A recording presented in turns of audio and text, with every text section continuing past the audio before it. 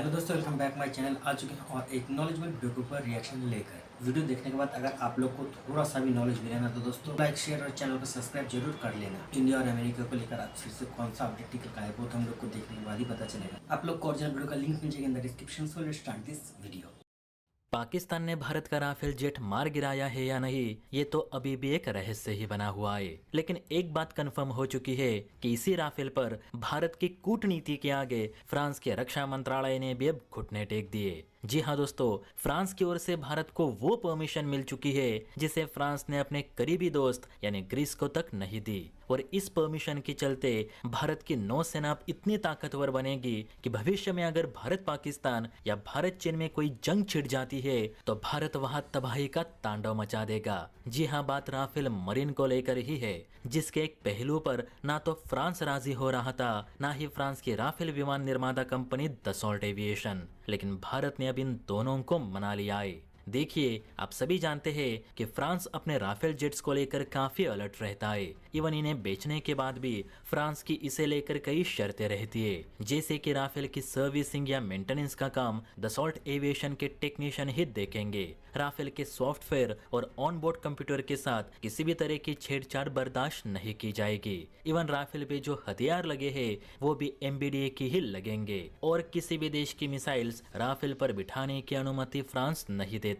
लेकिन अब जरा ये न्यूज देखिए जिसमें क्या लिखा गया है। आप स्क्रीन पे जो आर्टिकल देख रहे हैं उसे डिफेंस की मोस्ट ट्रस्टेबल न्यूज एजेंसी यानी इंडियन डिफेंस रिसर्च विंग की तरफ से जारी की गई है, और जिसमें बताया गया है कि नेवी को जो राफेल मरीन जेट्स मिलने वाले हैं उन पर अब एमबीडीए की मेटियोर, स्टॉर्म शैडो, हैमर और माइका के साथ साथ भारत के ब्रह्मोस, रुद्रम, सौ और अस्त्र मिसाइल्स भी डिप्लॉय होंगी। रिपोर्ट्स के मुताबिक फ्रांस ने भारत को अपनी मिसाइल्स राफेल पर इंटीग्रेट करने की अनुमति दे दी है। न सिर्फ मिसाइल्स को तो भारतीय सेना अब अपना वाला नेविगेशन सिस्टम भी इसमें फिट कर सकेगी, ताकि लद्दाख के पहाड़ी इलाकों और पीओके के जंगल इलाकों में सटीकता के साथ बमबारी की जा सके। कहते हैं पहले फ्रांस ये छूट भारत को देने के लिए तैयार नहीं था, क्योंकि इससे फ्रांस की कमाई बंद हो रही थी। आपको भी पता है कि अरबों रुपयों में राफेल जेट खरीदने के बाद भी हर साल राफेल के लिए करोड़ों की मिसाइल हमें फ्रांस से ही खरीदनी पड़ रही है,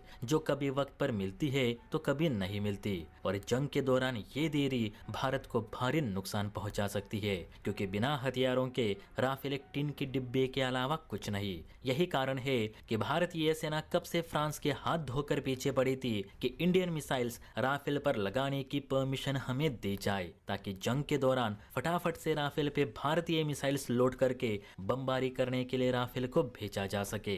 तो बहुत इंतजार करने के बाद ये परमिशन आखिरकार भारत को मिल ही गई। कहते हैं अगर फ्रांस ये परमिशन भारत को नहीं देता तो शायद 60,000 करोड़ रुपयों की 26 राफेल मरीन जेट्स की डील पाइपलाइन में भी जा सकती थी, जो कि फ्रांस हाथ से जाने नहीं देना चाहता था। यही कारण है कि भारत को और नाराज ना करते हुए फ्रांस ने अब वायुसेना और नेवी के राफेल विमानों पर भारतीय मिसाइल्स लगाने की अनुमति दे दी है, जिसे भारत की सबसे बड़ी जीत कही जा रही है। तो दोस्तों वीडियो तो पर खत्म ये था पूरा मामला। दोस्तों मुझे जहाँ तक लगता है कि वीडियो के अंदर जो बताया गया कि अमेरिका का मंशा है, मतलब ये जो हमें अपाचे मिलने में लेट हो रहा है इसके पीछे, देखिए मुझे जहाँ तक लगता है कि ये कोई मंशा तो है नहीं। अमेरिका ना जानबूझकर ऐसा काम कर रहा है क्योंकि वो नहीं चाहता कि पाकिस्तान हमसे बार बार पिट जाए। क्योंकि पाकिस्तान का सबसे बड़ा सपोर्टर पता है कौन है? चाइना नहीं है, वो है अमेरिका।